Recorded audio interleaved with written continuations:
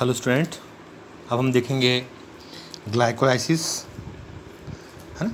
तो यदि अपन देखें तो ग्लाइकोलाइसिस की जो रिएक्शन है, इसको सर्वप्रथम 3 साइंटिस्ट हैं जिन्होंने इसके बारे में डिस्क्राइब किया, इसको बताया, है ना। इन्हीं के नाम से इसको EMP पाथवे भी कहा जाता है, EMP पाथवे भी कहा जाता है ना। तो EMP पाथवे क्या है वो अपन देखेंगे यहाँ पर। तो E for Embden, Meyerhof Parnas, ये 3 साइंटिस्ट थे। एब्डेन, मेयर ऑफ पारनास, इनने सबसे पहले ग्लाइकोलिसिस के बारे में बताया कि श्वसन क्रिया में जो ग्लाइकोलिसिस है वो बहुत महत्वपूर्ण रोल प्ले करती है। तो इसमें क्या होता है, जो जिसे कि इसके नाम समझ में आ रहा है हमको, ग्लाइकोलाइसिस मतलब ग्लाइको, और देखें इसको तो ये 2 शब्द से मिलकर बना है ग्लाइको, और दूसरा है लाइसिस, मतलब ग्लाइकोलाइसिस मतलब ग्लूकोज का लाइसिस होना मतलब टूटना। तो ये जाएगा ग्लूकोज, है ना, का, और ये हो जाएगा टूटना, मतलब ग्लूकोज का टूटना कहलाता है ग्लाइकोलाइसिस। अब कैसे टूटता है देखें अपन। तो जनरली ये 10 या 11 स्टेप की प्रोसेस होती है ना। तो सबसे पहले ग्लूकोज को देखें अपन, तो ग्लूकोज हमारे द्वारा लिया जाता है। ये ग्लूकोज जो है, इसका फार्मूला यदि अपन देखें C6H12O6 होता है, इसको हमने लिया। ये ग्लूकोज के मॉलिक्यूल्स को, यहाँ पर एक एंजाइम है जो कि ग्लूकोज को ग्लूकोज 6 फॉस्फेट में कन्वर्ट करता है। ग्लूकोज को ग्लूकोज 6 फॉस्फेट में कन्वर्ट करता है, क्योंकि यहाँ पर देखें ग्लूकोज का जो मॉलिक्यूल है उसमें 6 कार्बन पर क्या जुड़ा हुआ है, फॉस्फेट जुड़ा है। तो क्या नाम हो गया, ग्लूकोज 6 फॉस्फेट। तो ये नया मॉलिक्यूल देखें, ग्लूकोज में एक नया मॉलिक्यूल जुड़ा हुआ है, कौन सा, फॉस्फेट का।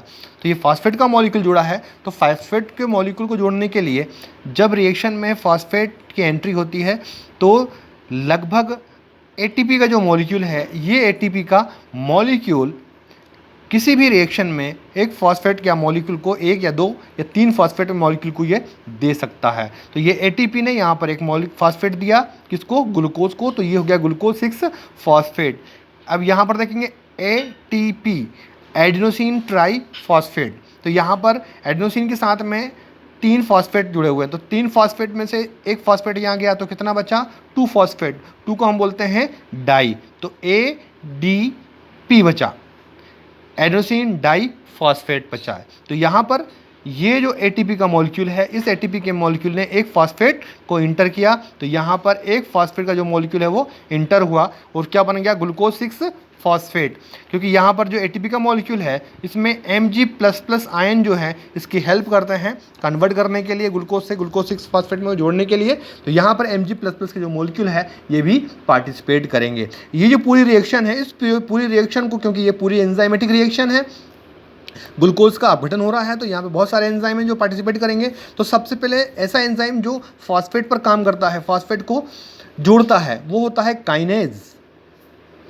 ये काइनेज एंजाइम जो है यहाँ पर पार्टिसिपेट करेगा, क्योंकि ये काइनेज एंजाइम जो हो रहा है, ग्लूकोज है, ग्लूकोज पे काम कर रहा है, तो हम इसको ग्लूकोकाइनेज भी बोल सकते हैं, ग्लूकोकाइनेज भी बोल सकते हैं। और ग्लूकोज का मॉलिक्यूल कितना कार्बन एटम है, 6 कार्बन एटम है, मतलब हेक्सो शुगर है, तो हम इसको हेक्सोकाइनेज भी कह सकते हैं। तो हेक्सोकाइनेज, ग्लूकोकाइनेज या हेक्सोकाइनेज, यहाँ पर किसी भी नाम से इसको हम पुकार सकते हैं। तो इस प्रकार से फर्स्ट स्टेप हमारी होगी ग्लूकोज से ग्लूकोज 6 फॉस्फेट। नेक्स्ट रिएक्शन हम देखेंगे, यहाँ पर ग्लूकोज 6 फॉस्फेट से बनेगा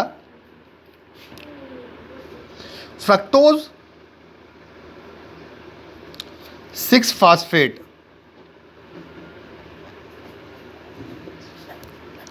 क्या बनेगा, फ्रक्टोज 6 फॉस्फेट। अब अपन यहां पर देखेंगे फ्रक्टोज 6 फॉस्फेट, क्योंकि ग्लूकोज 6 फॉस्फेट से फ्रक्टोज 6 फॉस्फेट बना।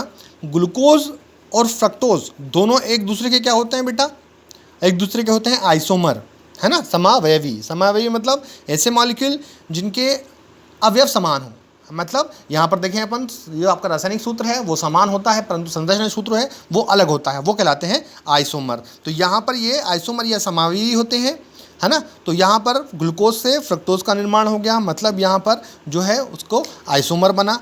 आइसोमर बना इसलिए यहाँ पर एंजाइम होगा आइसोमरेज। कौन सा एंजाइम होगा? आइसोमरेज एंजाइम होगा। तो हम आइसोमरेज में भी हम हेक्सो आइसोमरेज भी बोल सकते हैं, ग्लूको आइसोमरेज भी बोल सकते हैं, है ना। तो ये जो आइसोमरेज है ये एंजाइम यहाँ पर पार्टिसिपेट करेगा, है ना। तो यहाँ पर इसको हम बोल सकते हैं फास्फो हेक्सो आइसोमरेज, हम ये भी इसको बोल सकते हैं क्योंकि फॉस्फेट भी मॉलिक्यूल है, तो फास्फो हेक्सो आइसोमरेज भी हम इसको कह सकते हैं यहाँ पर। तो इस प्रकार से ये रिएक्शन हो गई।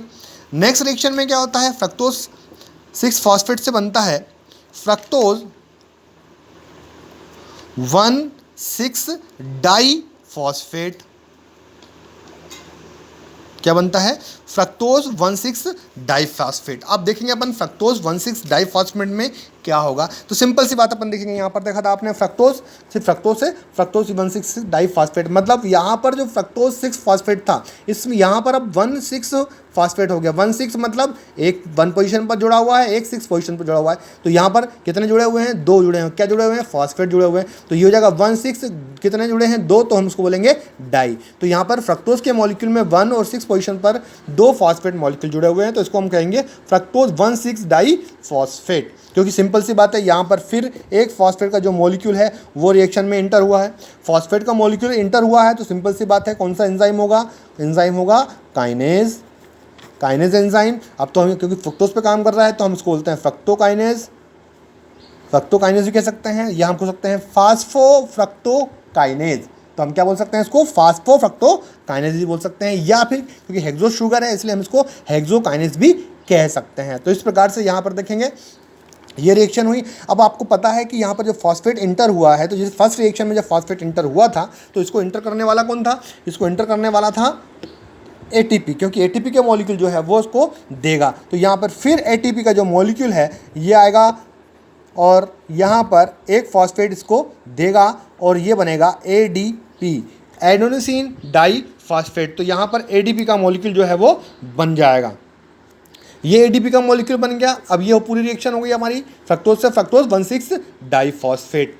तो यहाँ पर ये जो पूरी रिएक्शन है फ्रक्टोज 1,6 डाइफॉस्फेट तक, ये पूरी की पूरी ये आपका जो है फास्फोराइलेशन कहलाता है। यहाँ से लेकर यहाँ तक ये पूरा फास्फोराइलेशन ऑफ हेक्सोज का फास्फोराइलेशन। तो हम इसको बोल सकते हैं फास्फोराइलेशन ऑफ हेक्सोज का फास्फोराइलेशन कहाँ तक हुआ? 1,6 डाइफॉस्फेट तक। आगे के रिएक्शन में क्या होगा? आगे के रिएक्शन में होगा जो हेक्सोज है, ये हेक्सोज का मॉलिक्यूल ब्रेक डाउन होगा। मैंने आपको जैसे पहले आपको बताया था कि ये जो हमारा मॉलिक्यूल है, ये यहाँ तक जो मॉलिक्यूल था इसका जो फार्मूला था आपका, कितना कार्बन था इसमें? 6 C6H12 बताया था मैंने आपको। तो कितने कार्बन थे? 6 कार्बन थे। तो यहाँ पर ये जो पूरा का पूरा है 1 मॉलिक्यूल था ग्लूकोज का।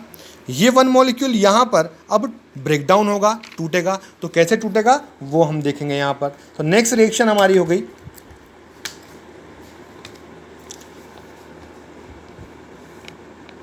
फर्स्ट जो है ये बनेगा यहाँ पर 3-फॉस्फोग्लिसरैल्डिहाइड। क्या बनेगा? 3-फॉस्फोग्लिसरैल्डिहाइड। और क्या बनेगा यहाँ पर? दूसरा मॉलिक्यूल, क्योंकि 2 मॉलिक्यूल में टूटेगा, और जो दूसरा मॉलिक्यूल है ये बनेगा डाई हाइड्रोक्सी एसीटोन फॉस्फेट। क्या बनेगा?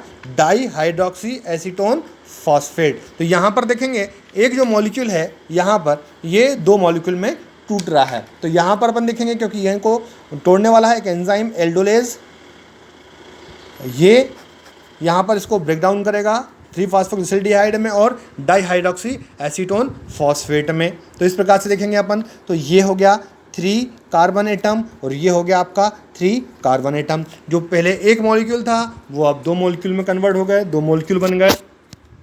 तो इस प्रकार से यहाँ पर ये हो गया इसका ब्रेकडाउन। नेक्स्ट रिएक्शन में अपन देखेंगे, यहाँ पर ये जो डाईहाइड्रोक्सी एसिडोन फॉस्फेट है ये वापस कन्वर्ट हो जाता है किसमें, 3 फास्फोग्लिसरल्डिहाइड में। तो अब कितने मॉलिक्यूल हो गए, 3 कार्बन वाले 2 मॉलिक्यूल हो गए, क्योंकि ये वापस कन्वर्ट हो जाएगा 3 फास्फोग्लिसरल्डिहाइड में। जब 3 फास्फोग्लिसरल्डिहाइड में कन्वर्ट हो जाएगा तो यहाँ पर, क्योंकि ये भी आइसोमर होगा, तो यहाँ पर आइसोमरेज एंजाइम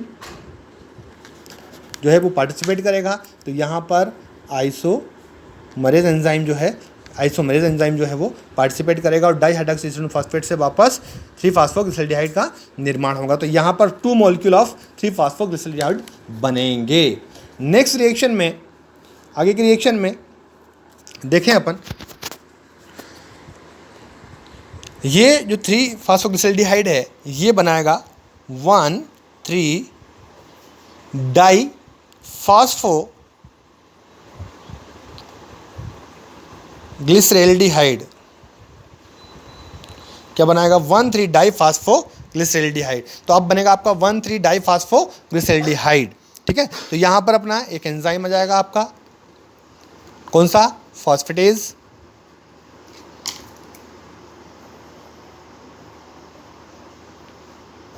फॉस्फेटेज एंजाइम आ जाएगा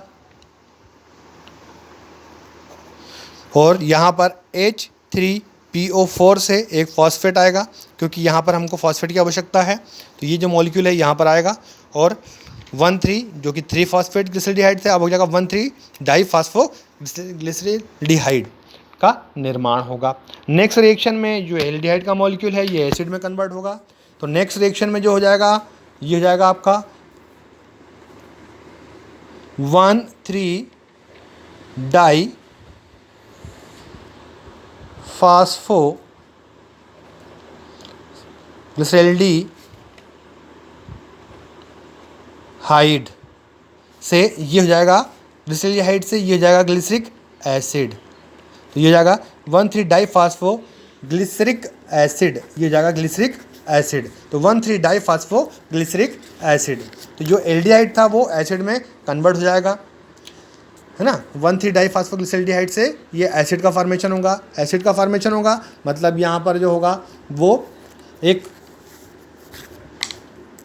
जो H2 का हाइड्रोजन का मॉलिक्यूल है ये बाहर निकलेगा। तो यहाँ पर 2 NAD का मॉलिक्यूल है ये पार्टिसिपेट करेगा और ये बनाएगा 2 NADH2, ये मॉलिक्यूल बनाएगा। तो इस प्रकार से यहाँ पर जो है NADH2 का मॉलिक्यूल बनेगा और यहाँ पर हो जाएगा 1,3 डाई फास्फोग्लिसरिक एसिड। क्या बनेगा, 1,3 डाई फास्फोग्लिसरिक एसिड। तो इस प्रकार से ये 1,3 डाई फास्फोग्लिसरिक एसिड का मॉलिक्यूल का निर्माण होगा।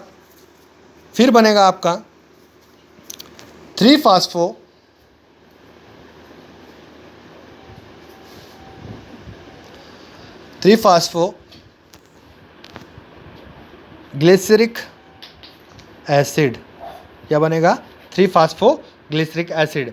अब 3 फास्फोग्लिसरिक एसिड बनेगा तो यहाँ पर आपका ट्रांस फास्फोराइलेज एंजाइम जो है वो पार्टिसिपेट करेगा। ट्रांस फास्फोराइलेज एंजाइम जो है वो पार्टिसिपेट करेगा, है ना। यहाँ पर क्योंकि 1,3 डाई पे था तो अब 3 फॉस्फेट, मतलब एक जो है वो फॉस्फेट का मॉलिक्यूल जो है वो रिमूव हो गया, निकल गया। तो फॉस्फेट का मॉलिक्यूल जब निकलता है तो सिंपल सी बात है, जब ATP देता है तो यहाँ पर जो ADP का मॉलिक्यूल है ये ADP का मॉलिक्यूल इस फॉस्फेट को लेगा और बनाएगा ATP, एडेनोसिन ट्राई फॉस्फेट का मॉलिक्यूल। तो एक फॉस्फेट यहाँ से बाहर हो जाएगा। तो इस प्रकार से बन गया 3 फास्फोग्लिसरिक एसिड। तो यहाँ पर अपन देखेंगे 3 फास्फोग्लिसरिक एसिड, क्योंकि यहाँ पर ATP आया तो Mg++ जो आयंस हैं वो पार्टिसिपेट करेंगे। नेक्स्ट रिएक्शन में 3 फास्फोग्लिसरिक एसिड से निर्माण होगा, 3 फास्फोग्लिसरिक एसिड से निर्माण होगा 2 फास्फोग्लिसरिक एसिड का। किसका निर्माण होगा, 2 फास्फोग्लिसरिक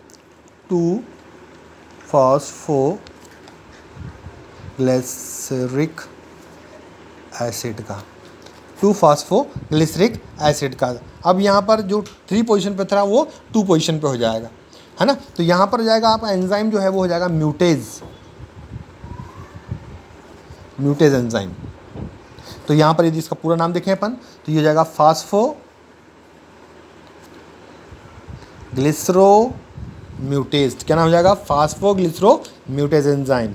ये जाएगा 2 फॉस्फोग्लिसरिक एसिड का मॉलिक्यूल। अब ये 2 फॉस्फोग्लिसरिक एसिड का मॉलिक्यूल बन गया। नेक्स्ट रिएक्शन अब ये आगे बढ़ेगी,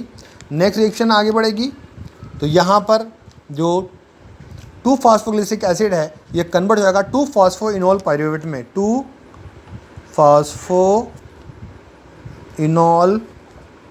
पायरुवेट। तो ये हो जाएगा 2 फॉस्फोइनोल पायरुवेट में।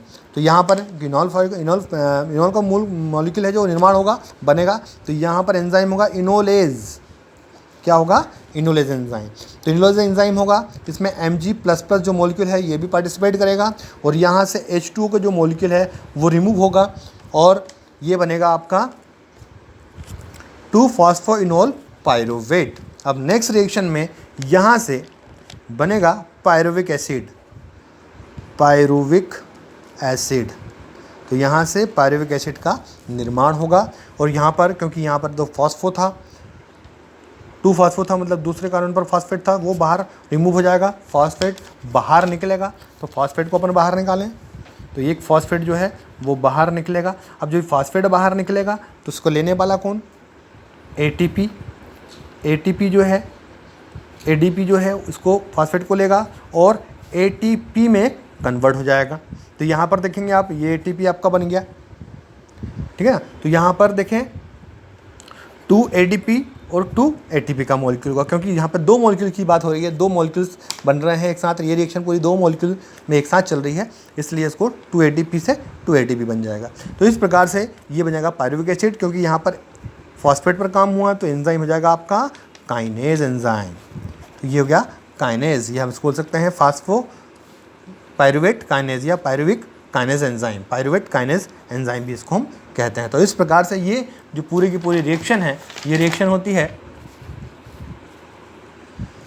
तो ये इसको हम बोल सकते हैं पायरुविक काइनेज, या इसको बोल सकते हैं फास्फोपायरुवेट ट्रांसफॉस्फोरिलेज एंजाइम या पायरुविक काइनेज एंजाइम। तो इस प्रकार से जो है पायरुविक एसिड का निर्माण होता है। और यहाँ पर अपन जो रिएक्शन देखें, दोनों रिएक्शन अपन देखें तो यहाँ पर रिएक्शन में